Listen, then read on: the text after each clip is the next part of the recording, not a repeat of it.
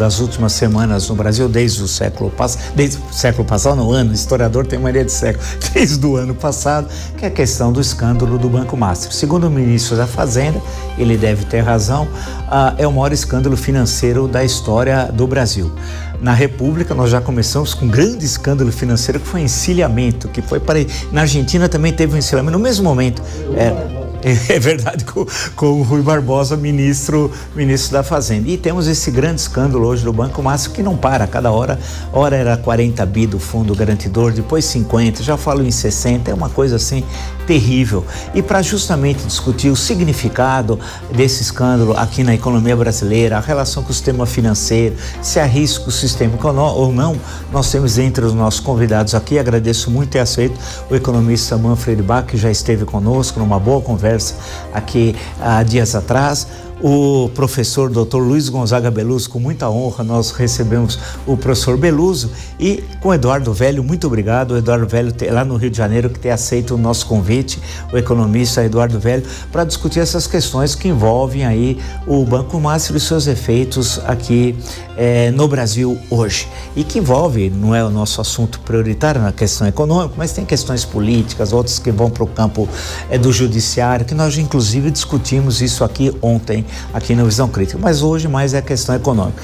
Manfred Bach, muito obrigado por ter aceito o nosso convite. A pergunta óbvia, me parece óbvia, é que todo mundo fala é o seguinte, e eu faço a você primeiramente, há risco sistêmico? Primeiro, boa noite, obrigado pelo convite de novo, Vila.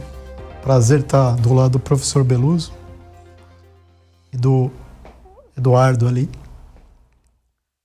Eu tenho uma visão que tem risco sistêmico, sim. E a minha visão é que o risco sistêmico ainda não terminou, porque a extensão que mais preocupa, pelo andar da carruagem, Vila, vai acabar acontecendo por um monte de investidores, não os dos CDBs, né, porque começou a pagar o FGC, mas vai, na minha opinião, isso aí vai acabar numa etapa final nos fundos creditórios, dos FIDICs, né? E os FIDICs ainda não começou a sair tudo que tem por ali, né? Sim. Então, alguns fundos já foram relatados na REAG, né, que é uma DTVM, que depois mudou de nome, que foi liquidado pelo Banco Central. Hoje no mercado falaram em possível banco que pode não ser liquidado, mas quebrar, que é o Banco Voiter, que é o Pleno, chama Pleno, que tem ramificação com o Master. Segundo me informaram, o Banco Itaú fez muita emissão de CDB desse Banco Voiter aí no mercado. Mas o problema é que quando chegou na REAG, e agora também acharam fundos do Master no Banco de Brasília, você teve um crescimento, e aí não é uma crítica, é uma observação, né? Você teve um crescimento dos FIDICs que chegaram na ordem de R$1 trilhão. O problema é que quando você tem fundos, você não sabe quem é o investidor final do fundo. E a outra, você não sabe o que tem dentro do fundo, né? Teoricamente, ele teria que ter créditos de recebíveis, mas a gente não sabe de quais empresas e em que condições. E é impossível pelos volumes colocados, né? Porque agora entrou a questão dos fundos, né? Antes não tinha as questões dos fundos, e são FIDICs, ainda não chegou nos fundos, né? E para lembrar para todo mundo que está assistindo, fundos não tem FGC, não tem Fundo Garantidor de Crédito. Então, assim, eu acredito que a extensão ainda vai ser mais preocupante, né? E para encerrar aqui, para poder dar oportunidade para os meus colegas aqui, o pessoal não tem ideia o que é o mercado secundário, né? Porque o mercado primário é quando eu emito um título e vendo. O secundário, ele vai espalhando igual uma onda no mar. E o secundário tem coisa boa e tem coisa ruim.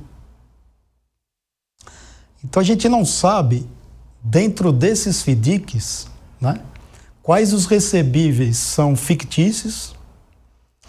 E hoje me passaram uma gestora de recebíveis, chamada GSM, que já está com problema para pagar, que também está no rolo. Então ela já comprou o recebível. Meu Deus. Então, como a gente sabe, né, professor Beluso, tem uma hora que o dinheiro tem que aparecer. Que até agora o dinheiro não apareceu. Esse é o problema central. Esse é o problema central. O dinheiro ainda não apareceu. Então a gente sabe que o dinheiro vai aparecer, né, professor? Vai, claro. E aí, a hora que o dinheiro aparecer, quando o dinheiro aparece, tem que pagar. Então, a questão do FGC para os tomadores de CDB está resolvida, mas eu ainda tenho a dúvida, tá, Vila? Para encerrar. Se esse FGC não vai acabar no Tesouro, na conta do Tesouro. Professor, perfeito. Professor Luiz Gonzaga Beluso, muito obrigado, é uma honra recebê-lo aqui. Imagina, no Visão Crítica. É um prazer vir aqui. Eu li seu artigo na Carta Capital hoje, sobre a questão do risco sistêmico. Essa questão que eu passo ao senhor. Há risco sistêmico? Olha, nós estávamos conversando antes, né? Eu vou relembrar que a crise de 2007, 2008, né, no primeiro momento, eu até escrevi que ele diz que o banco é pequeno, né? Que o banco era pequeno, não tem problema assim, está tudo espalhado. É isso que o pessoal não consegue considerar. Então, essa circunstância, essa forma de operação é intrínseca aos mercados financeiros. E não é uma visão, não estou fazendo uma visão moralista aqui. Estou tentando, se eu tiver capacidade, explicar uma visão sistêmica, né?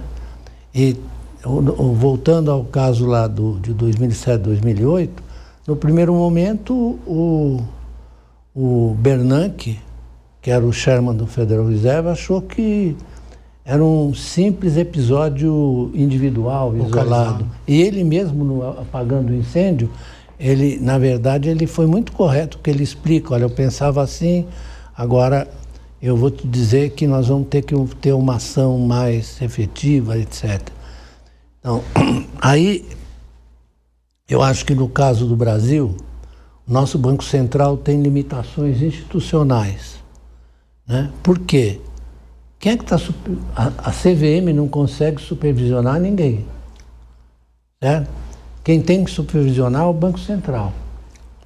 Então, aí, no caso dos FDICs, dos fundos em geral, né, da Faria Lima, você tem que ter uma regulação do Banco Central, uma regulação técnica e tal, bem administrada e bem concebida. Então, eu acho que essa intervenção do Banco Central foi tempestiva, né? E nós não sabemos ainda, mesmo assim, nós não sabemos ainda o que vai acontecer com os outros, com fundos e diz que o Itaú emitiu...